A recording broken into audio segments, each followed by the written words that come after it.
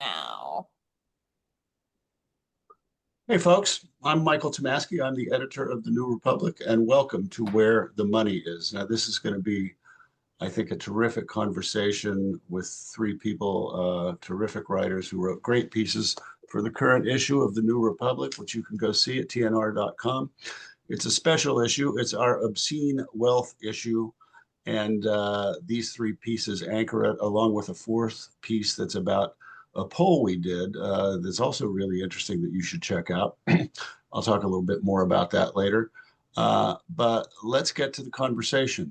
And we're going to hear from all these three folks, describe the pieces they wrote, and then we're going to have a lively conversation. And then we're going to take your questions toward the end. I hope you'll enter your questions into the queue, and I'll read the good ones. So let's start. I want to start with Timothy Noah. Tim is my colleague at the New Republic. He's a staff writer at TNR, has been for about the last 4 years, and what, Tim, 22 of the last 28 years or something like that? Not that many years, but I first came to the New Republic 43 years ago. So, Okay, yeah. So, but I've been lots of other places since. right, but you get the message. He spent a lot of his career at the New Republic, and I'm really glad he spent the last four at the New Republic. Uh, Abigail Disney is an Emmy-winning filmmaker for a movie she made called The Armor of Life about Christian nationalist movement. Hi, Abigail. Hello. We're really glad you're here. She wrote a terrific piece. We're going to be hearing about it shortly. Joe Conason is the editor of the National Memo. And speaking of lots of years, someone I've known for lots of years, 1987, I think. Hi, Joe. Hey, Mike. Let's get started. I'll start with Tim. Tim wrote the anchor piece, the lead piece, about a 10,000 word article on how the billionaires took over. So, Tim, take it away. What do you say in these 10,000 words? What I say is that we are now in the third oligarchic period in American history. I'm counting, when I count, I don't include regional oligarchies, like, for example, in the South for much of its existence prior to and for some time after the Civil War. So oligarchy, the national oligarchy, one was the Gilded Age, which was from the which extended from the end of the Civil War to around 1900. Followed by the Progressive Era, which was, among other things, a reaction against the Gilded Age. Oligarchy number two was the 1920s, and until the crash in 1929. And oligarchy number three is now, and it's been building for the last half century, but we have definitely arrived at it today. We could argue about exactly when we got there, but we're certainly there right now. I relate this history. I talk about how, there were these cycles where the rich were put in charge of things and they weren't very good at managing the economy. Being good at making money and being good at managing the economy are two very different things. And most especially during the 1920s, Andrew Mellon was Treasury Secretary, and he cut taxes. He protected his own industries with tariffs. And when the crash came in 1929, he did not have a clue what to do. And there was talk even of impeaching him before he was finally, Herbert Hoover removed him to the Court of St. James in England, where he set about pressing his financial interests on the English. Right now we have billionaires in charge, and they have hurt the economy in all sorts of obvious ways. They have reduced revenues available to the federal government because they don't want to pay taxes. They've reduced regulation, which has created a lot of instability. We've seen, two bank failures just in the last 40 years, two massive bank failures, I should say.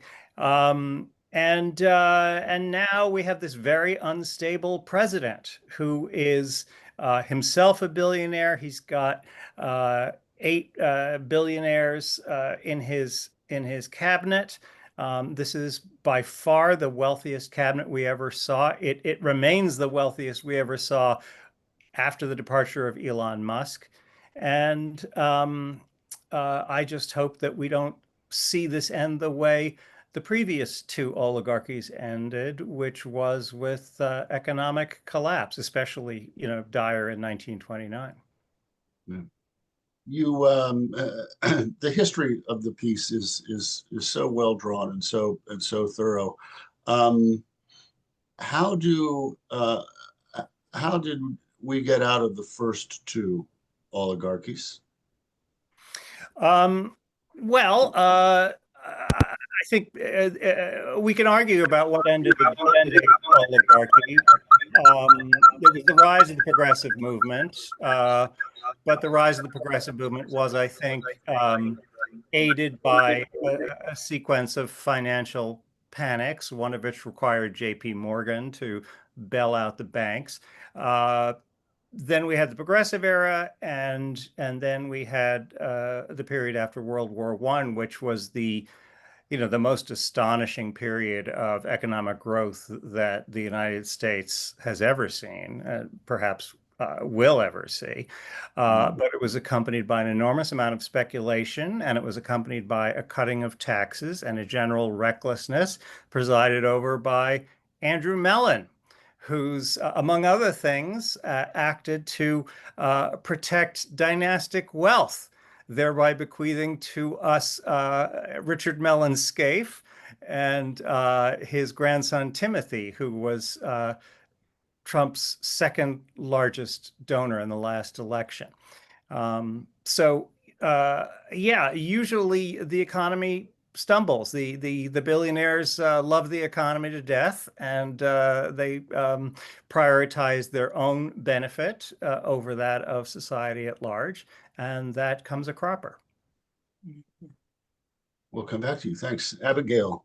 Okay, first of all, her last name is Disney. Yes, she's one of those Disneys. Let's get this out of the way since everybody's wondering. You are Exactly. Roy's granddaughter. So tell people what Roy Disney did. So Roy E was my father, Roy O was my grandfather. He was Walt's brother. They started the company together in the 1920s as the Disney Brothers Company originally, and eventually he wanted his name off because he thought Walt deserved the credit and Right. relished the credit, and my grandfather didn't enjoy people knowing who he was, so that Huh. worked out to everybody's advantage. He was a very humble man, my grandfather, Yeah. and really had a lot of uh, a certain kind of orientation toward justice in terms of the way he understood running a company. He was mainly the guy who ran the company and made sure I the see. trains ran on time. Yeah. I can remember him as a child going in there and insisting people call him Roy. That he hated when people called him Mr. Disney. So he had a really kind Yeah. of created a family environment. And I've grown up obviously with more wealth than most people can imagine. And so I have seen what it looks like on the inside, and I've seen the moral hazard it presents, because really there is great moral hazard in it. And I have watched people be undone by it, Yeah. not just in my own family, but also among the very wealthy people that I encounter in my world of philanthropy. And I really do think it needs a great deal of observation and commentary for all of us to become aware of the things that I think of it as the water that gets in the cracks of your identity and your moral compass. And so it just drives such a corrosion of character a lot of the time. And as a result, these are the last people we want running the country. And oligarchy is a bad idea for about 100 reasons, but one of the most important of which is the fact that people are undone by wealth, generally speaking. Yeah. That's what's really interesting to me about your essay. And everybody, well, you have to read all three of these, but you certainly have to read Abby's piece if you haven't. You have a policy prescription toward the end, and we'll get to that, but the piece is much bigger than just your policy prescription. It's really good on what you were just talking about, how corrosive wealth can be, and how so many of these really rich people you've encountered in your life really do think they've earned it and they're special and they're different. Yeah, yeah. It's remarkably insidious how the fact that no one will say no to you, Yeah, what it does to your sense of yourself, because yeah, you know at first, you know in reality that people are kissing your butt and too afraid to say no to you. And yet if you don't keep your wits about you, you'll forget that. You'll lose track of that reality. And so yeah, I've seen it happen to so many people where they just start believing the fiction that's being woven around them, the fiction that serves all these people who are on the payroll in one way or another, that you're really that wonderful. And that's just a horrible place to start from if, in fact, what you want is to lead socially. yeah. It's very chilling the way you put it in some in some passages of the piece. We'll circle back. Let me go to Joe now. Joe's piece was a little bit different. It's about Donald Trump, and it's about his self-dealing and the meme coin and the sneakers. Well, I guess the sneakers predated the election, but all these things are all in there. The meme coin, though, the most jaw-dropping, I think, of all. Joe, just sum up the piece a bit for It's only folks. the most jaw-dropping for the moment Yeah. because there will be a new astonishing and preposterous grift every single day, it seems, since he resumed his residence in the Oval Office. He's become a living reminder of what Balzac said, that every great fortune begins with a crime.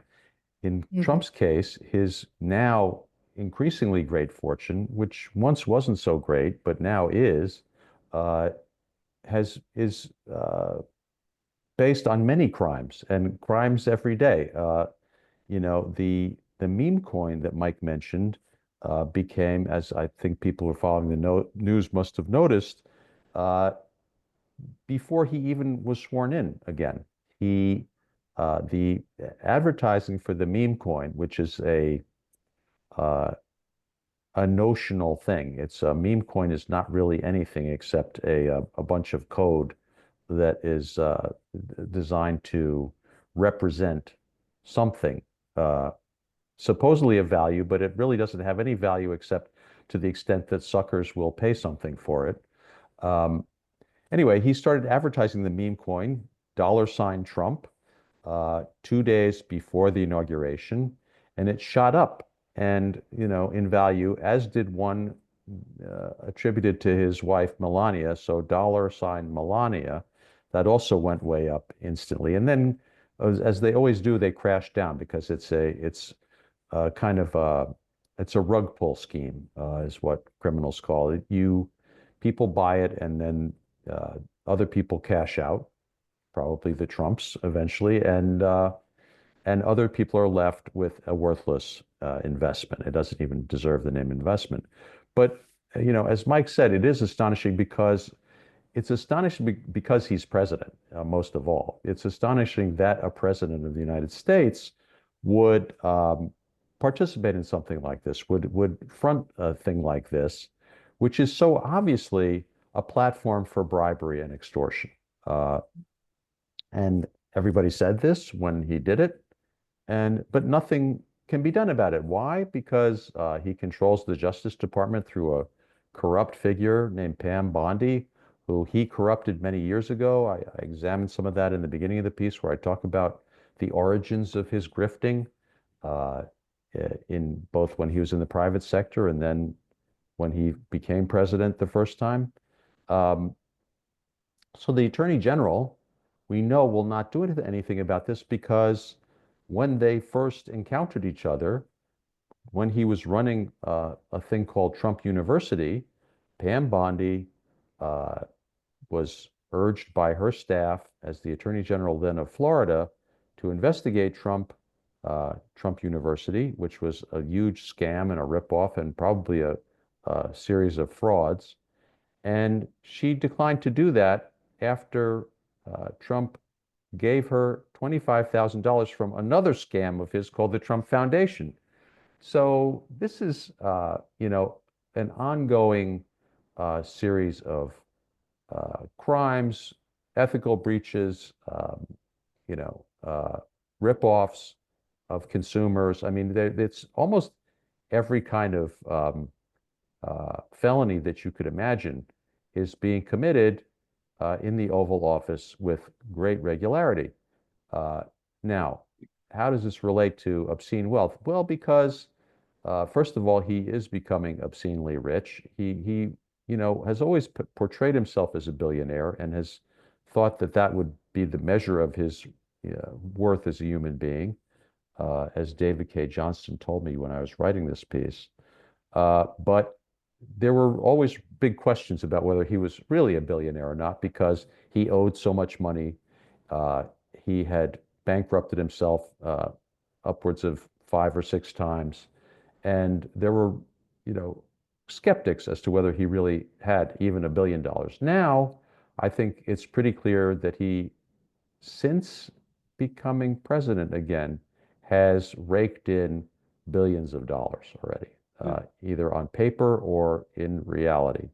And I think one of the, quickly before we go back around the horn yeah, again, but one of the excellent points you make in the piece that really kind of gives it some historical context and heft is that this is not an accident. This is what authoritarians do. They are corrupt. that's correct. Well, as I started to say, Mike, before I interrupted myself, the reason that he can get away with this is because he is running an authoritarian government. If we had something resembling a functioning democracy, as we did when the Justice Department was not under the authoritarian control of the White House, then the president would, tread much more carefully. Now, I think the previous presidents, with very few exceptions, have not been the types of people who would steal. They do other bad things, but most of them were not out stealing with both hands like Trump. But he can do this because he has an authoritarian government and he controls not just the Justice Department and all the regulators who might say something about this, but the Congress. The Congress isn't going to investigate any of this. The Speaker of the House has said this is all fine as long as he's doing it out in the open, which, is it really? And is it all out in the open? It's not. But he has these pliable sycophants on the Hill who will basically let him get away with ripping off the country, like the Marcoses, who were the first authoritarians who I witnessed doing this kind of thing in the Philippines. Very similar. Yep. By the way, they're good friends of his. Yep. Imelda's still alive, folks, by the way. Yes, oh yeah. Imelda Marcos, yes. Okay, now I want to talk about taxes because that's what all this really comes down to. And I'm going to hold the floor for a minute here to explain a little history. In the age that Donald Trump seems to want to go back to make America great again, the highest marginal tax rate was 91%. That was on dollars earned above a certain amount. That does not mean they took 91 cents of every dollar that John D. Rockefeller made. It was only on dollars earned above a certain amount. That's what marginal tax rates mean. Then JFK/LBJ dropped it to 77%. Stayed there for a while. Ronald Reagan dropped it at first to the high 50s and then to the low 30s, I think, mid 30s. Bill Clinton raised it back up, but basically ever since in the last 30 years, it's been somewhere in the 30s, 35 to 40% range. But back in the golden age of American growth, American prowess, American innovation, it was really high. There were a lot of loopholes and things like that too, but we had a different philosophical attitude toward taxes, Tim Noah, that changed in the 1980s. So talk about that and talk about, I don't know, where you think a fair high tax rate ought to be. Right. Well, I would make one point about those high marginal tax rates. People think, oh, but there were loopholes. People got around it. They didn't get around it very much, actually. Yeah. And Emmanuel Saez has done some interesting work on that, and he says, no, in general, rich people paid a lot more taxes back then. You did see an expense account culture flourish that, is documented in Mad Men. You sort of see all sorts of that kind of consumption in Mad Men, but it's pretty tame compared to what we have today. And it had to be an expense Uh-oh. account spending because you really couldn't pay executives above a certain amount, and it was set pretty high, but you couldn't pay them that much without them having to turn 91% of it, as you say, over to the government. Therefore, people didn't pay them above that amount, and that put downward pressure on incomes, and the money had to go somewhere, so it went to the workers. And aiding that process was the existence of labor unions. I think a lot of the history of the last 50 years is really best looked at from a political rather than an economic point of view, which is that labor lost its place at the table. Labor collapsed largely, I think, because of the way it was weakened by the Taft-Hartley Law of 1947, which over time really devastated the American labor movement. And once labor didn't have a place at the table, that's when political power shifted to the rich. And the financialization of the economy at the same time turbocharged the expansion of great wealth. So the rich were able to a great extent to dictate the terms of our tax policy. And that's why we have low top marginal income tax rates. It's why we've seen a reduction, massive reduction of corporate tax paid. And we've seen in general a shifting of taxation away from capital and toward labor.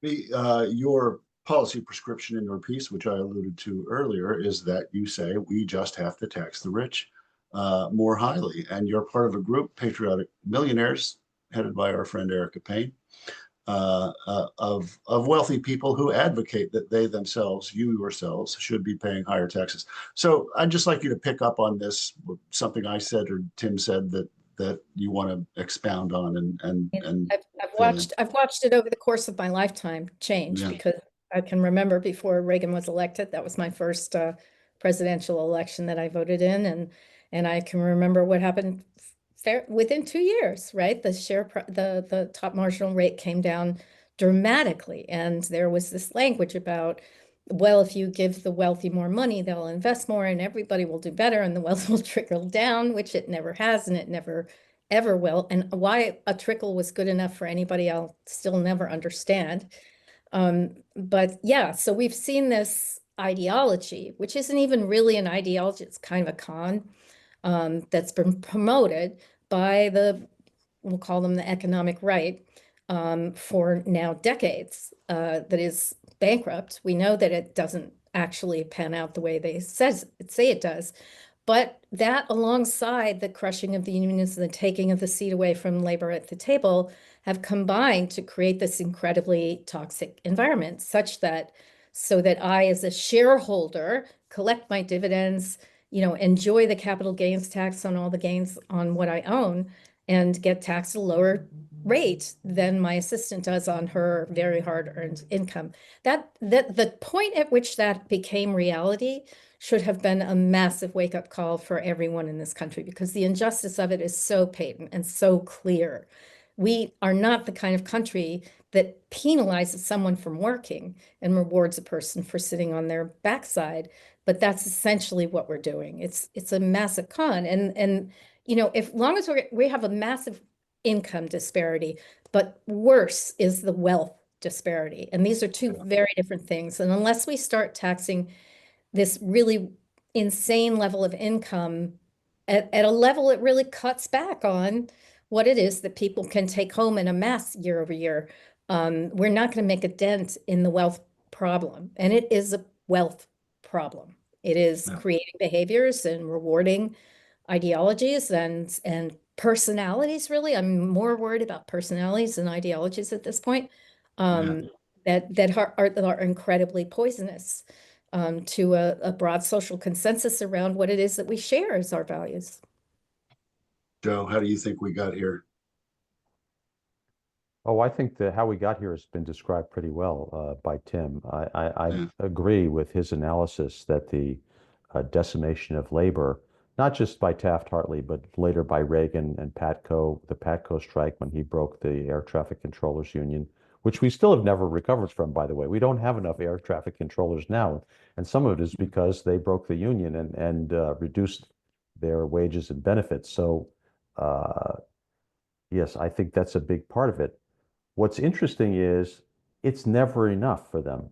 Like the reason that they want, and when I say they, I mean a preponderance of billionaires, at least in Silicon Valley, and certainly the ones who've gathered around Trump, want even more power, even more wealth, uh, even more control over how they're taxed, how they are treated, how they're discussed. You know, they don't even want people to say bad things about them anymore. They'd like to control all of the media and and stop this discussion if they could.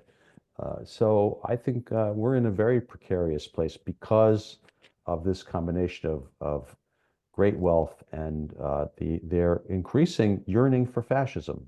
I think it's becoming quite open now. Certainly with Musk, but not just him. Yeah. Peter Thiel, others who have enormous amounts of wealth and social influence and political power, and yet it's simply not enough. They want total control, as if they were dictators. And I think part of that is to allow them to amass more wealth. You know, they don't like it when people, for instance, at Amazon demand higher wages. That's Jeff Bezos is very mad about that, even though his wealth is astronomical. It's still, he doesn't want anybody asking for more. So the idea of a union at Amazon is the worst thing he ever heard of. Yeah. I want Well, to talk about the Democrats. Go ahead, Abby, please. I can Hop in. tell you that, my grandfather, my great uncle were very, very, very right-wing conservative people. So they weren't like these generous Robin Hood type guys or whatever, but they tended to pay people well because they understood that as kind of a bargain they made. If people work hard, you pay them well. The line they drew was when people said it was their right to be paid well.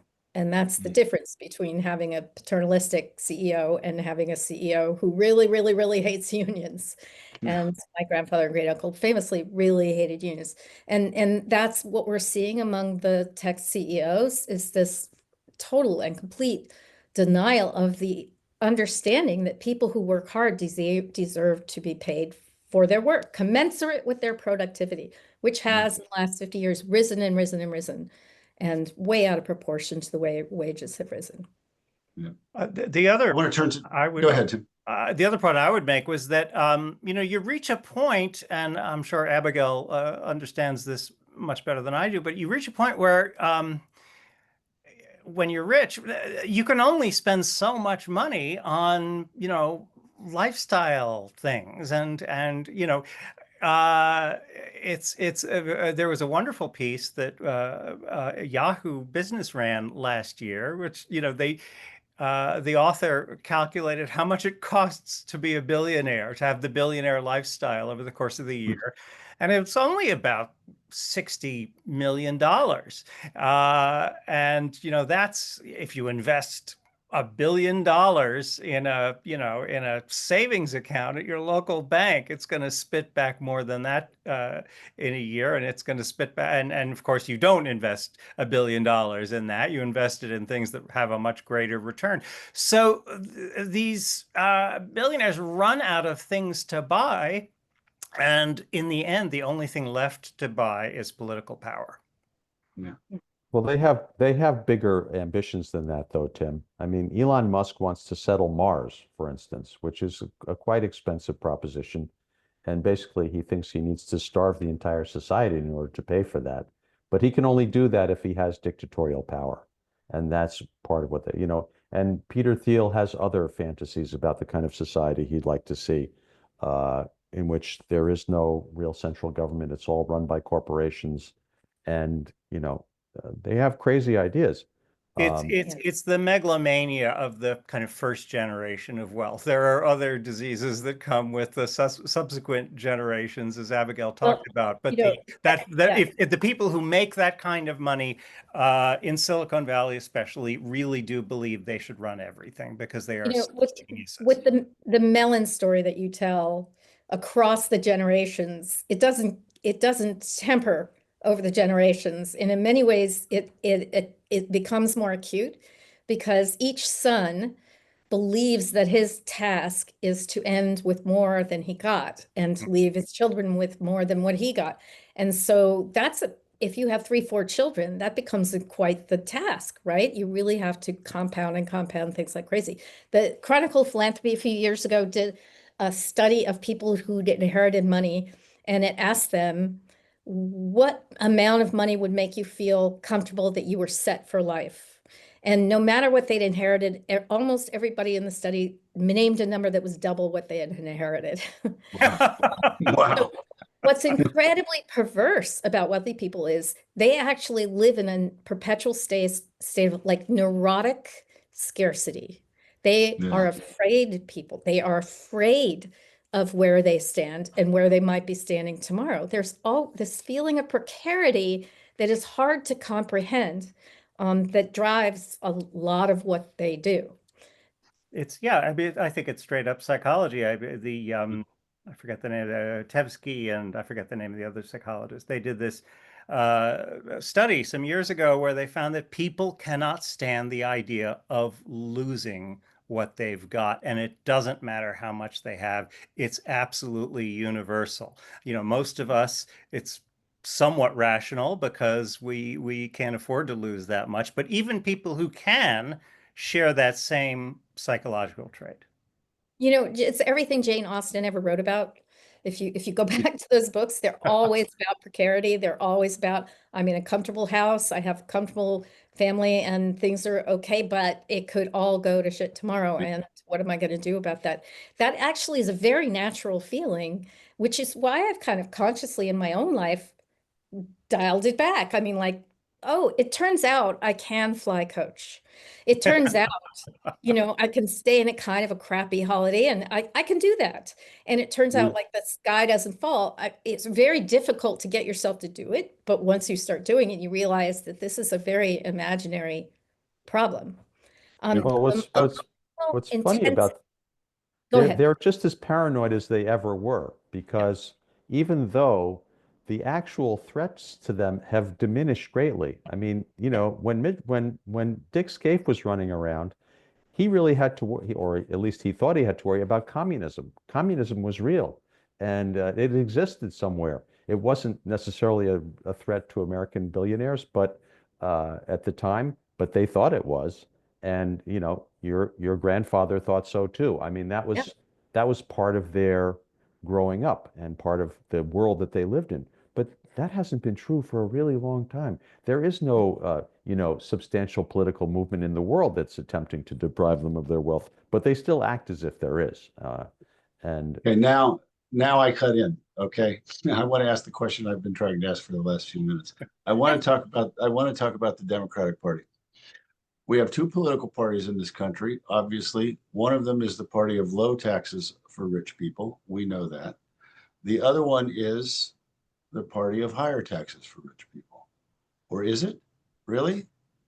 It's not. Because they really haven't shown much stomach for that fight in a long, long time. I mean, Bill Clinton did raise taxes in his 1993 bill from 35% to 39%. It was actually like 30. I'm pretty sure it was 33 to 39. 33 to drove 39. them up a tree. Okay. They All went right. crazy. Not bad. not bad. And he And also well, granted us it'll, the hedge fund and a yes, lot of well, right, but right. this it's, but unlimited CEO pay yeah, and it's, the but end of the it's, fairness doctrine. yeah, but I would But you say know, it's, it's Chuck Schumer who brought us the carried interest loophole, which Yes, of right, right, right. every single boondoggle there is gave us the hedge fund. And it's the hedge Oh, fund that more than anything yeah. Elon Musk has ever done that has run Unfortunately, away. the senator from New York is always going to do that. So yeah, Yes. we have well, to have other senators to it stop shouldn't that. be. But So anyway, here's my question.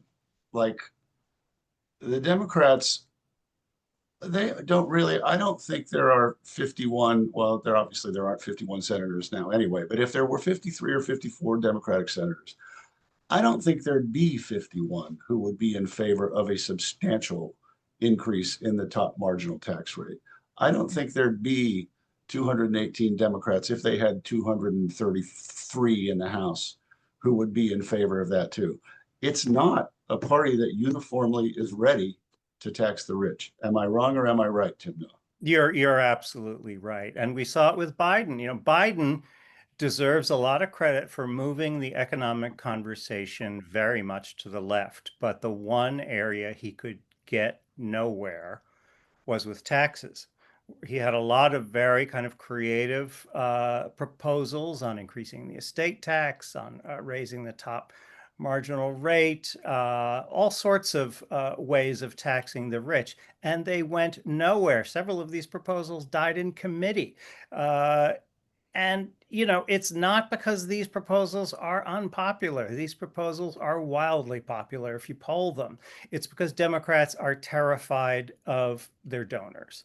And, one way that rich people, I think, have changed over time is that they are much more sensitive, it seems to me, as a class to criticism Yeah. than they used to be. It's preposterously easy to hurt their feelings. And the Democrats are afraid of offending their richest donors by raising their taxes, and But so I think I just respectfully, I think it's more than that. And you talk about it in your piece a little bit about the amount of time the 1% spends on the phone and thinking about politics and calling people up. Things don't die in committee because they just die. Things die in committee because people are on the phone saying, you need to not bring this to the floor. So they are actively working the phones all the time to make sure that things don't see the light of day. but the implied threat is, if you don't do this, then I will use my money to hurt you. Yes, Yeah. yes, and they Joe, have. I mean, Joe, do you, taken a go bigger ahead. beating than AOC. And, I mean, you can say whatever you want about her politics, but she hardly has deserved the level of vitriol that's been leveled at her for her fractional time in Congress, except that there are people who really, really, really want to see her go down. they can't get her though. And Nope. and the thing is, that position, her position, Bernie's position, the position on taxes that we agree with, is very popular in the base. Yes. Yes. And the problem is that they haven't quite figured out how to monetize its popularity to make it possible for the party's candidates to ignore the big donors. You should be able to do that based on the volume of small donations.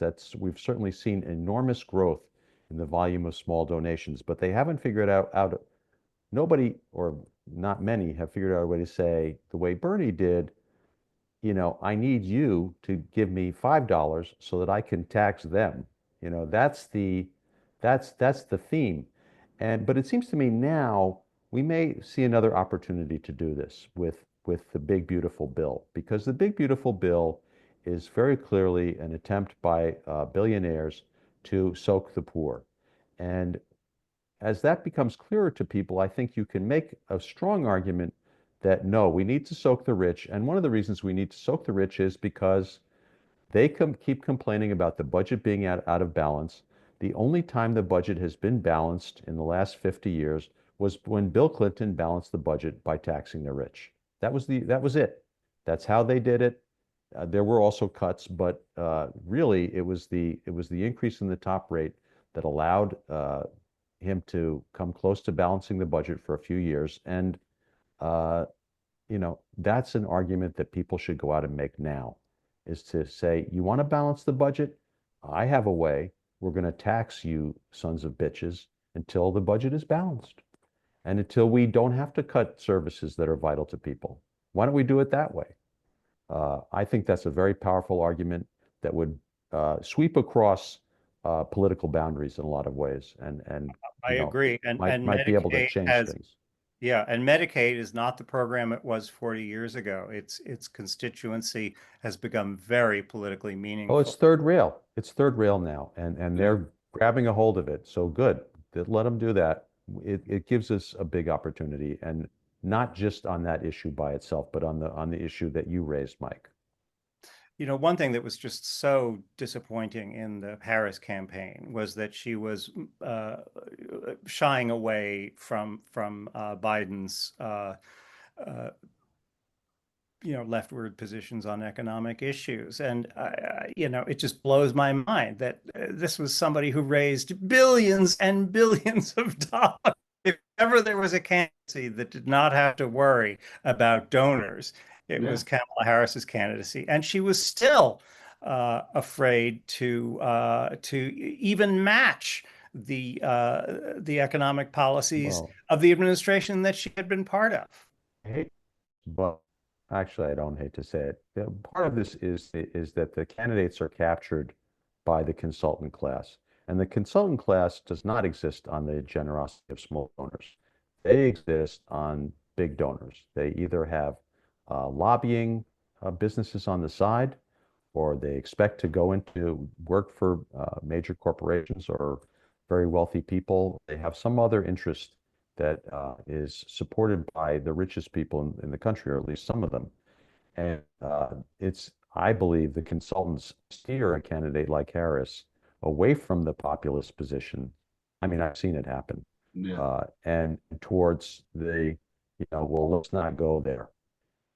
We need to go there. We need to go there now more than ever in this country's history.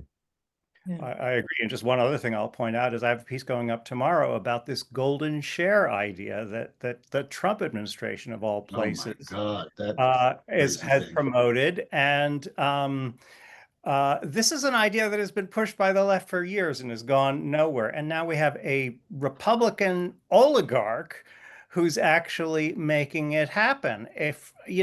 I'm very scared of the political dangers for Democrats, that they are actually letting Trump outflank them in this case. It's actually quite a good idea, and I think, and the Democrats just let Trump take it away from them.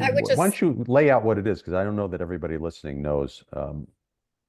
Yes, well, the deal was that Biden came out against Nippon Steel buying U.S. Steel because it was campaign season, and it was going to look very bad because people think of U.S. Steel as the cornerstone of the U.S. economy. In fact, it isn't, and it isn't even the biggest steel company in America. It isn't even the biggest unionized steel company in America anymore. But it became a political football, and Trump also said that Nippon shouldn't be able to buy U.S. steel. And he when he became president, he reached this compromise where, okay, Nippon, you can buy U.S. steel, but the United States government is going to maintain this thing called a golden share, which in effect means we don't have to pay for it, but we do maintain power over various decisions that U.S. Steel would be making, including factory closings and wages and things like that. It is very socialistic, which is hilarious coming from an administration that routinely calls Democrats communists. I can't remember the last time a Democrat proposed anything this left wing, but it was a good idea. I have to give this to him, and it's terrible that the Democrats let Trump grab it. Yeah. I mean, there are a number of things that Trump has grabbed that sounds democratic, and he's proposing these incredibly compromised and inferior versions, like he's talking about baby bonds. But the way he's talking about baby bonds is like incredibly inferior version of the proposition made by people on the left that every child should get a bond at birth at $10,000 or something that they invest eventually for their own education and so forth. It's a great idea. He's taken it and he's dumbed it down and made it so much less useful to low-income people. He's done that on a number of different issues, taxing whether or not you tax tipped wages, when the left was coming with the idea that actually we should just have one wage instead of having a special tipped wage that was dramatically lower than everybody else's. This was his way. I mean, he's brilliant. You got to hand it to him, because he takes the thunder from the thing you've been working on for years and years and then manipulates it into something that he can use, while also not helping anyone. He's done it again and again. But the He golden has, share may but I mean, we don't know whether he'll use it. My guess is he won't, but the next president might. Yeah. Yeah, the his supporters in the corporate world are not going to like that idea at all, because that's to them the slippery slope, right? I mean, you suddenly, because then you can have things like, Social Security income invested in companies and giving the government massive influence in major corporations, which I think would be okay. It would be okay with me, but I don't think it would be okay with them. And when that came up, when Bush was president, there was some discussion of whether, people should, the idea was at first that people should buy shares as individuals, but there was also a thought that the government could buy the shares and invest support the future income of Social Security by the rise in stocks. And, that would have been quite radical. let me start getting to a couple of questions here from our attendees, and there are quite a lot of you, and we thank you for joining in and watching us. Let's see, Carolyn Barclift asks about crypto. Elon Musk says he wants crypto to rule the world because then when the uber rich will be able to operate the world without having to comply with banking regulations of any sovereign. She says union, I think she means nation. Basically saying no sovereign nation will exist when it comes to money. You can talk about that specifically, but I'm also interested in people's just general thoughts on cryptocurrency, the effect it's having, the Genius Act vote in the Senate last week. Again, speaking of Democrats, a lot of Democrats voted for that bill. Abby, you want to kick us off? I will say, I think that the effect crypto is having on regular Americans is the same as this incredible flood of new betting sites and the kind of, mania around encouraging people to bet. I think it's not far distant from the same problem, which is asking people to speculate when it comes to their well-being and their security. And the whole point of something like Social Security, the whole point of sovereign nations and of banking regulations is because they dampen the incredible risk to individual people of these extreme market fluctuations. So crypto only adds a level of insecurity for regular people's lives. And to take everything out of the sovereign system will only leave people violently vulnerable to a predatory class. Tim? Well, I was going to say liberals have do not have clean hands either. I'm thinking specifically of liberal celebrities like Matt Damon and Larry David, who did big ads promoting cryptocurrency, Super Bowl ads, and I don't know what they were thinking. These are people who call themselves liberals, and they were inviting middle-class people to spend money in very risky ways. The crypto market crashed a few months later, and it was just appalling. I mean, and again, why did they do it? They did it because they were paid a lot of money to do it. We have a situation in this country where even people who claim to maintain, egalitarian principles can be bought off, and that's oligarchy.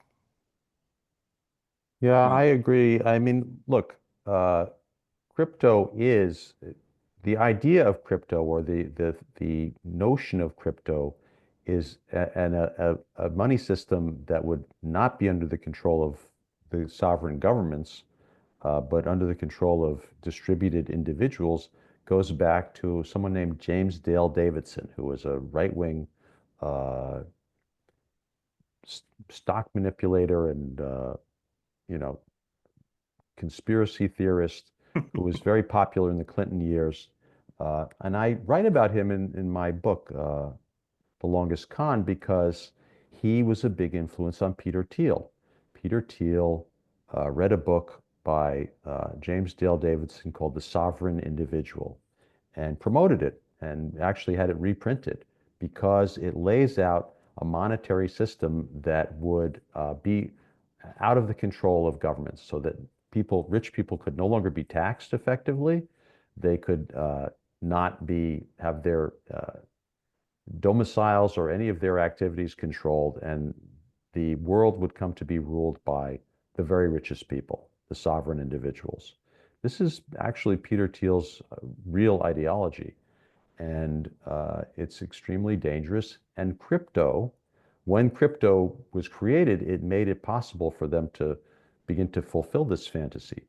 Crypto, as I say in my piece for the New Republic, crypto has no real use except as a way to finance criminal enterprises. Otherwise, it's not really very useful as a form of currency. It's much clumsier, it's hard to use, it's hard to invest, but it is something that you might use if you want to avoid taxation, regulation, and the police. And it's a big and growing problem. And no Abby, what Democrat did you should think? give it the time of day ever, frankly. And What there's did what did you case in think, point Abby, for when you that. saw a number of Democrats, the new person from Maryland, my new Senator Angela Also Brooks, Kirsten Gillibrand of New York, voting for this genius act in the Senate? I will say that I've been told a very seductive story about crypto, and it is very um, it sounds very utopian and like that we could really save the world from the evil banks and everything would be fine if we all just controlled. I just know the way the world operates, and especially where resources are concerned, uh, Yeah. things will get gamed and regular people will be destroyed and no one will mind that that happens. And the Peter Thiel fantasy is, it's not a new fantasy.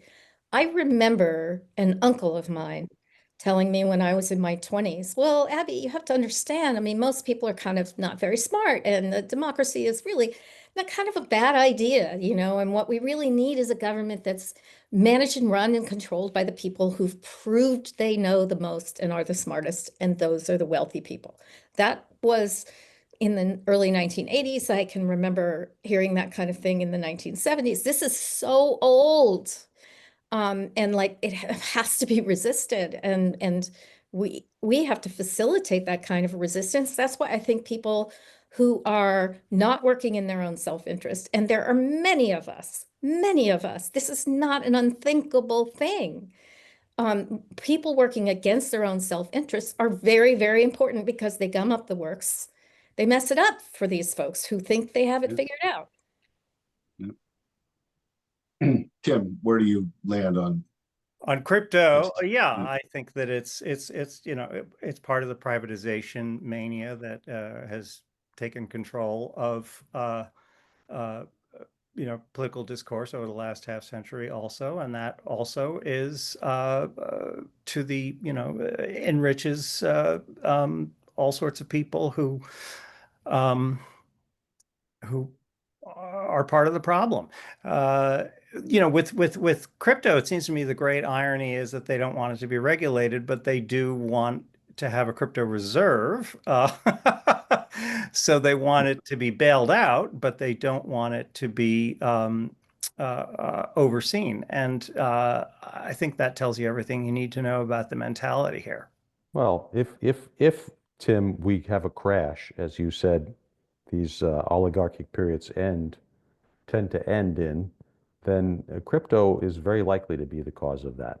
Yeah. It's, the economists I talked to for this piece, principally Jared Bernstein, said, we're not there yet. The crypto is not banks are not sufficiently, our money supply is not sufficiently intertwined with crypto yet, but it's certainly something that could happen, and it's something that they are attempting to bring about. And Morgan Stanley is, suddenly really interested in crypto. It's terrifying. Yeah, it's really bad. And I have to say, I think the fact that Senator Gillibrand, my senator, uh, or your senator, Mike, I mean, these Democrats need to hear from us in the loudest possible terms why this conduct of theirs is unacceptable. It also And loses votes. It's if they want to win, Yeah. they have to have a different message. well, they are supporting an industry now that went out of its way to make sure that they were in the minority, Yeah. and will always do that. So it's actually super stupid So in they addition to cast a everything vote else. for them. But Yeah, it's 5 till. Let's wrap up. Let's have some closing statements. I like to close these things with a question, something like this. So, if you had either a magic wand or $50 billion, if I gave you $50 billion and told you to spend this changing the political culture's attitude toward wealth and taxation, how would you spend that money? Tim, Joe, then Abby. Wow. I think, well, let me put it this way. I think the most underfunded political activity in America right now is deep canvassing, which is unglamorous, and it's happening mostly at the state level. And it consists of people going out and talking to ordinary people about what their problems are, listening a lot more than they talk, trying to connect them up with parts of the local and state government and the federal government where it's relevant that might be able to help them with their problems. And by so doing, very gradually and slowly tend to turn working class people into Democrats, but it is slow, painstaking work. It does not pay off in a 4-year cycle. And it's just about the most important political work that's being done right now. So I would fund all of those efforts. Joe?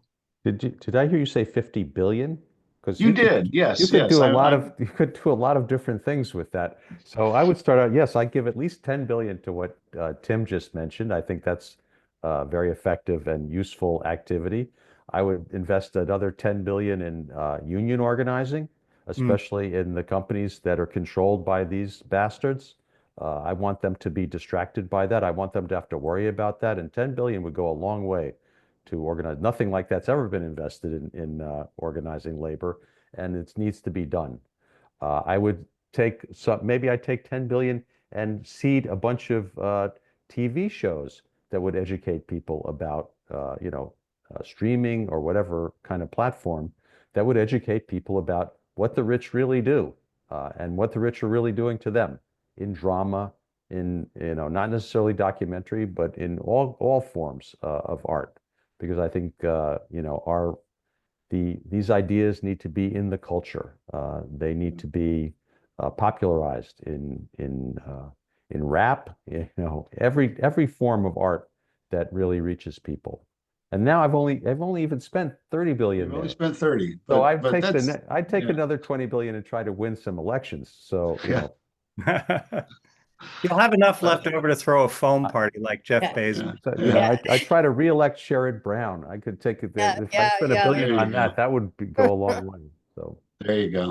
Okay, Last so I'm word, taking the Abigail. whole $50 billion, the whole kit and caboodle, and I completely reframe education, completely reintroduce education as an idea in American society. It wouldn't stop at 18. It wouldn't stop at 25. We'd have Chautauqua across America, adult education. It never ends in your life, and it would be focused primarily on emotional and moral intelligence. Wow. Because everything follows from that. And the problem we're in right now, and the reason why people support things that are not in their own interest, the reason why people support the idea of Elon Musk going to Mars is because they have no emotional intelligence. Hmm. It doesn't take you a long time to see the bankruptcy of all of this. I'm into that. Abigail Disney is with Patriotic Millionaires. You should go to their website and see what they're up to. Also, Abigail, do you have anything else coming up that you'd like people to know about? I'm working on a book about all of this stuff, so hopefully it Okay. will be coherent. Sure will be. We know that. Joe Conason, you can read at thenationalmemo.com and currently in the New Republic. And Timothy Noah, of course, you can read at the New Republic at tnr.com on a weekly basis. Great conversation, folks. Thank you all. Thank you all for tuning in to us. Please check out the July-August issue of the New Republic. Please subscribe. It's not very much money. And please come and visit our website, tnr.com, on a daily basis. Thanks for tuning in. Thank you. Thanks.